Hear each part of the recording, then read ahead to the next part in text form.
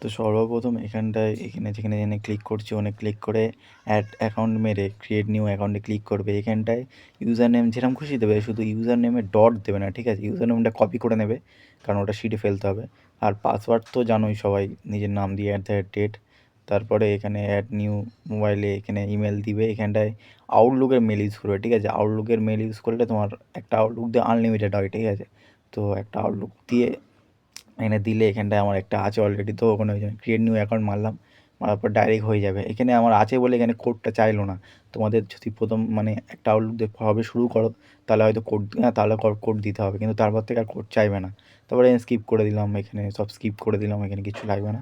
তারপরে আমরা আসবো, এসে এই যে 3 ডটে ক্লিক করবো, করার পরে অ্যাকাউন্ট সেন্টারে এসে 2FA অন করে দেবো। তো পাসওয়ার্ড অ্যান্ড সিকিউরিটিতে গিয়ে 2 ফ্যাক্টর অথেন্টিকেশানে গিয়ে তারপরে যেরকম দেখাচ্ছি এখানে অথেন্টিক অ্যাপে ক্লিক করে তারপরে কপি কি করে এবার এটা আমরা নেক্সট করে তারপর আমরা ক্রোমে গিয়ে ওই অথেন্টিক ওটা তোমরা কোডে নিয়ে নেবো। কোডে নেওয়ার জন্য এটা তো জানোই, 2FAটা গিয়ে তোমার সাবমিট এখানে গিয়ে পেস্ট করে কোডে কোডে কনভার্ট করে নেবো। কোডটা তারপর কপি করে নেবো, নেওয়ার পরে এখানে ক্লিক করে কোডটাকে পেস্ট করে দেবো। তো আমাদের আইডির কাজ শেষ হয়ে গেল। এবার আমরা শিটে যেগুলো পেস্ট করব সেটা একটু দেখে নাও। তো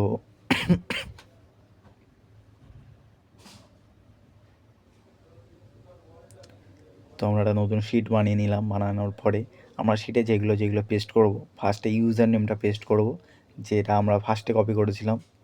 তো এই যে ইউজার নেমটা এটা কপি করলাম, তারপর থার্ডে ওই 2FA ওটা পেস্ট করলাম, তারপর সেকেন্ডে পাসওয়ার্ড।